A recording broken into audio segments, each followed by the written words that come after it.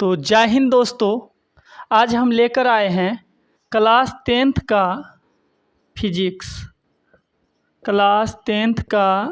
Physics यानी भौतिकी physics. पहला क्वेश्चन, प्रकाश परावर्तन किसे कहते हैं? प्रकाश परावर्तन किसे कहते हैं? तो क्या है इसका उत्तर, एक बार देखिए कि जब प्रकाश किसी चमकदार सतह पर पड़ता है तो यह एक सुनिश्चित दिशा में विस्तारित हो जाती है।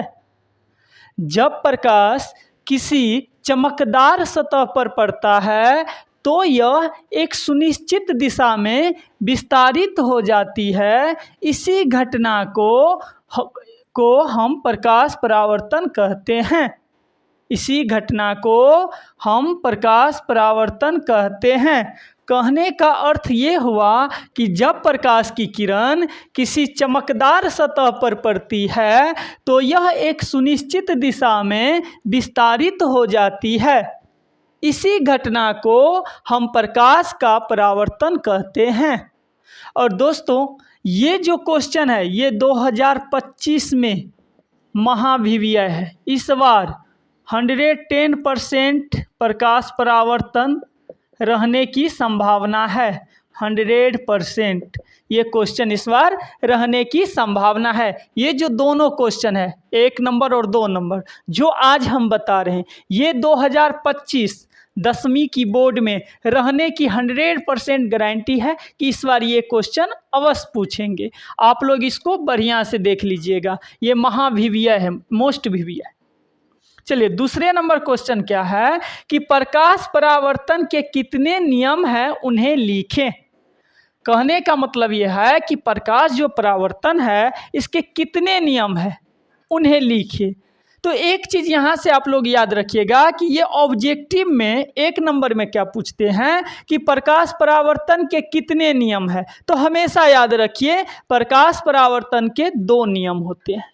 प्रकाश परावर्तन के 2 नियम होते हैं। ये माइंड में पूरा बिठा लीजिए कि ये ऑब्जेक्टिव में हर साल पूछा जाता है कि प्रकाश परावर्तन के कितने नियम हैं या प्रकाश अपवर्तन के कितने नियम हैं। तो दोनों का 2 ही होगा, परावर्तन का भी 2 और अपवर्तन का भी 2 नियम होगा। तो ये आप लोग माइंड में सेट कर लीजिएगा। ये ऑब्जेक्टिव के लिए 100% गेस है। और ये दोनों क्वेश्चन इस बार 2025 के लिए गेस क्वेश्चन है, महाभिव्यय क्वेश्चन है। इनको आप लोग बढ़िया से देख लीजिएगा। चलिए इनको समझते हैं कि प्रकाश परावर्तन के कितने नियम हैं, उन्हें लिखे। तो प्रकाश परावर्तन के मुख्यतः 2 नियम होते हैं जो निम्न हैं। पहला, आपतित किरण, परावर्तित किरण तथा आपतन बिंदु पर खींचे गए अभिलंब तीनों एक ही तल में होते हैं, मतलब तीनों एक ही समतल में होते हैं, तल में होते हैं। और दूसरा क्या है, आपतन कोण I तथा परावर्तन कोण R बराबर होते हैं। ये हमेशा आपतन कोण और परावर्तन कोण का मान बराबर होगा, मतलब ये दोनों कोण बराबर होंगे। इसको थोड़ा हम फिगर में आप लोगों को समझाते हैं। यहाँ पे आ जाइए। ये देखिए, ये जो है ये दर्पण है, चमकदार सतह को हम लोग दर्पण बोलते हैं। और यहाँ पे देखिए, ये जो आ रही है इधर से ऊपर से जो एक किरण आ रही है ना, इनको ही हम लोग बोलते हैं आपतित किरण। जो आपतित हो रही है मतलब दर्पण पे आपतित हो रही है, मतलब ऊपर से, मतलब सूर्य की किरण नीचे। यदि मान लीजिए जब हम कभी देखिए, हम लोग बचपन में एक शीशा जो लेते थे तो क्या होता था, जब धूप आता था तो हम लोग शीशा लेते थे और शीशा लेकर क्या करते थे कि सूर्य की प्रकाश की ओर घूमते थे। तो उधर जब हम उनके दिशा में रखते थे शीशा को, तो वहाँ से सूर्य की किरण इस दर्पण पे आती थी, मतलब जो हम शीशा लिए रहते थे उन पे आती थी, मतलब आने वाली किरण को ही हम लोग आपतित किरण बोलेंगे। और आकर क्या होता था, तो हम लोग देखते थे कि जैसे ये आती थी तो ये ऐसे आया और ऐसे रिफ्लेक्शन हो जाता है, मतलब आया और इनको इधर भेज देता था। मतलब यहाँ से जो इस बिंदु पे आती थी और इस बिंदु से जो तुरंत परावर्तित कर देती थी, उसको ही हम लोग परावर्तित किरण बोलते हैं। कि ऊपर से आने वाली किरण आपतित और सीधा फिर दूसरे दिशा में भेजने वाली किरण को हम लोग बोलते हैं परावर्तित किरण।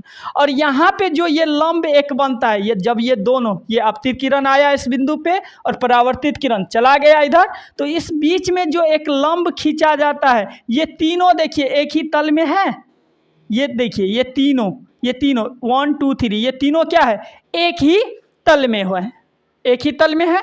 और ये जो बिंदु है, ये जो तीनों मतलब लंब और आपतित किरण परावर्तित किरण को जो मिला रही है, मतलब जिन पे इनकी क्रिया हो रही है, इनको ही हम लोग बोलते हैं आपतन बिंदु। क्या बोलते हैं? आपतन बिंदु। ये तीनों क्या है, एक ही तल में है। और दूसरा पॉइंट क्या था कि आपतन कोण I और परावर्तन कोण R, ये दोनों का मान बराबर होता है। मतलब ये दोनों कोण आपस में हमेशा बराबर होते हैं। तो ये दोनों क्वेश्चन इस बार महाभिव्यय है, मोस्ट भिव्यय है। तो आप सभी इन दोनों क्वेश्चन की तैयारी कर लीजिएगा, इन दोनों का नोट बना लीजिएगा और इनको माइंड में सेट रखिएगा।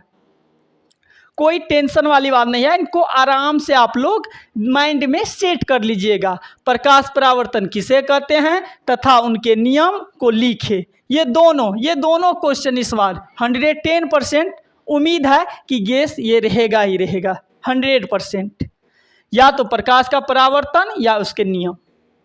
तो आज के लिए इतना ही, फिर मिलेंगे नेक्स्ट वीडियो में नेक्स्ट भिव्यय के साथ। जय हिंद, जय भारत, वंदे मातरम।